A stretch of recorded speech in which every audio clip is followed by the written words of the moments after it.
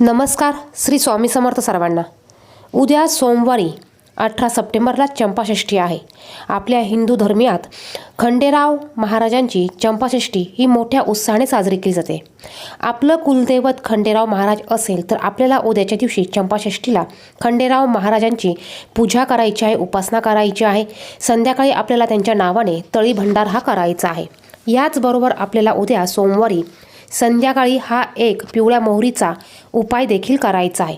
या उपायामुळे तुमच्या सर्व अडचणी ह्या दूर होणार आहे.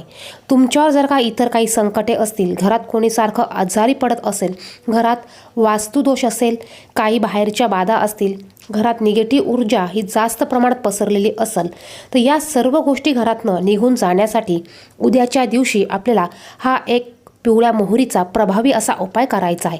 उपाय काय करायचा आहे हे बघण्या अगोदर तुम्ही जर का चॅनेलवर नवीन असाल तर असेच माहितीपूर्ण व्हिडिओ बघण्यासाठी चॅनेलला सबस्क्राईब करा.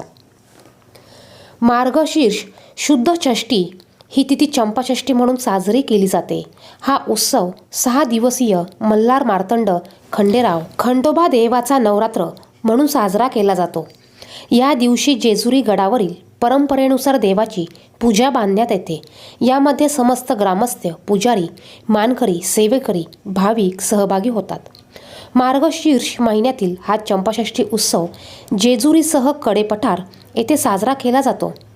मार्गशीर्ष शुद्ध प्रतिपदेपासून मार्तंड भैरवाच्या म्हणजे खंडोबाच्या या उत्सवाला प्रारंभ होतो. चंपाषष्ठीच्या दिवशी आपल्या सर्वांना देखील आपल्याकडे खंडेराव महाराजांचा टाक असेल किंवा नसेल, आपण खंडेराव महाराजांची षडरात्री उत्सव साजरी करत असाल किंवा नसेल, किंवा तुमचं ते कुलदैवत असेल, तर बघा आपल्याला सर्वांना उद्या खंडेराव महाराजांची सायंकाळी प्रदोष काळामध्ये तळी भंडार हा करायचा आहे. तळीची आरती आपल्याला म्हणायची आहे आणि आपल्याला भाजी भाकरीचा म्हणजेच वांग्याचं भरीत आणि बाजरीची भाकरी आणि कांद्याचा पात याचा नैवेद्य आपल्याला प्रसाद म्हणून आपल्या देवघरात देवांना, खंडेराव महाराज यांच्या मूर्तीला फोटोसमोर आणि त्याचबरोबर तळी भरल्यानंतर आपण तळी भरण्यासाठी बोलवलेल्या मुलांना प्रसाद म्हणून आपल्याला द्यायचा आहे. शक्य झाल्यास या दिवशी तुम्ही तुमच्या घराजवळ असलेल्या खंडेराव महाराजांच्या देवाच्या मंदिरात पाया पडायला जायचं आहे. शक्य झाल्यास नैवेद्य तुम्ही तिथे घेऊन जाऊ शकतात. यानंतर आपल्याला सायंकाळी तळी भंडार आपला करून झाल्यानंतर आपल्याला कुत्र्याला देखील एक नैवेद्य द्यायचा आहे. बघा यावर देखील आपल्या चॅनेलवर व्हिडिओ आहे, तो व्हिडिओ तुम्ही पाहू शकतात. आपल्याला कुत्र्याला देखील बाजरीची भाकरी आणि वांग्याचं भरीत याचा छोटासा नैवेद्य द्यायचा आहे. याचबरोबर आपल्याला या दिवशी हा एक उपाय करायचा आहे. या उपायासाठी आपल्याला पिवळी मोहरी घ्यायची आहे आणि आपल्याला थोडीशी हळद लागणार आहे. बघा तुमच्या घरात जर का भंडारा असेल तर तुम्ही भंडारा घ्या, नसेल तर तुम्ही हळद घेतली तरी चालणार आहे. तुम्ही जर का खंडेराव महाराजांची जेजुरीहून, पालीहून किंवा त्यांच्या स्थानाहून भंडारा हा आणलेला असेल तर तुम्ही तो भंडारा देखील घेतला तरी चालणार आहे. आता हा उपाय तुम्ही संध्याकाळी 6 नंतर करायचा आहे. हा उपाय करण्यासाठी तुम्ही तुमच्या देवघरासमोर, तुम्ही खंडेरावांच्या मूर्तीसमोर, फोटोसमोर, स्वामींच्या फोटोसमोर बसू शकतात. तुम्हाला देवघरासमोर बसायचं आहे, बसायला आसन टाकायचं आहे. त्यानंतर सर्वात अगोदर तुम्हाला दिवा प्रज्वलित करायचा आहे. धूप, दीप, अगरबत्ती तुम्हाला लावून घ्यायची आहे. यानंतर आपल्याला आपल्या पिवळ्या हातामध्ये पिवळी मोहरी घ्यायची आहे. यामध्ये थोडासा भंडारा किंवा हळद तुम्हाला टाकायची आहे आणि तुम्हाला काल भैरव अष्टक हे 3 वेळा बोलायचं आहे.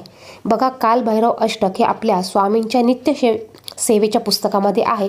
ते तुम्ही ऐकू ते तुम्ही 3 वेळा बोलायचं आहे.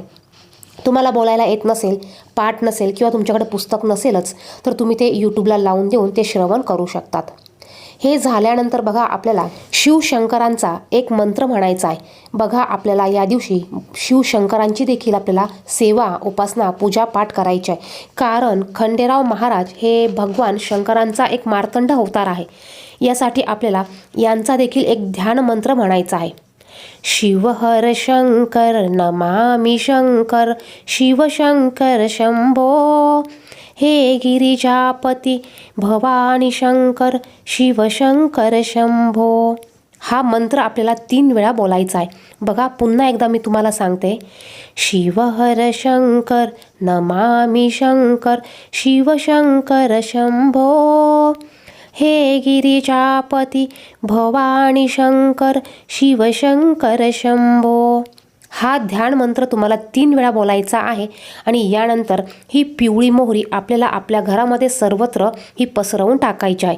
आता सर्वत्र पसरवून टाकायची म्हणजे काय, तर आपल्या घरामध्ये जेवढे रूम असतील तेवढ्या रूममध्ये आपल्याला सर्व कोपऱ्यामध्ये ही पिवळी मोहरी आपल्याला थोडी थोडी टाकायची आहे.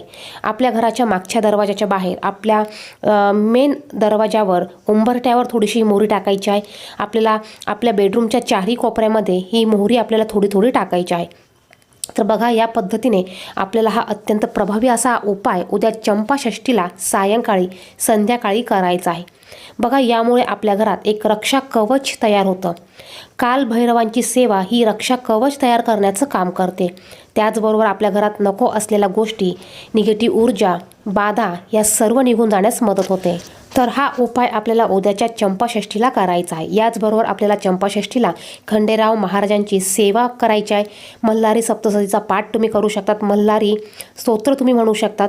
तुमच्याकडनं शक्य होईल तेवढ्या तुम्हाला तुमच्या कुलदेवतेच्या सेवा करायच्या आहे. कुलाचार, कुलधर्म करायचा आहे. तळी तुम्हाला भरायची आहे. व्हिडिओमध्ये सांगितलेली माहिती आवडली तर व्हिडिओला नक्कीच लाईक करा. चॅनलवर नवीन असाल तर असेच माहितीपूर्ण व्हिडिओ बघण्यासाठी चॅनलला सबस्क्राईब करा. धन्यवाद. श्री स्वामी समर्थ.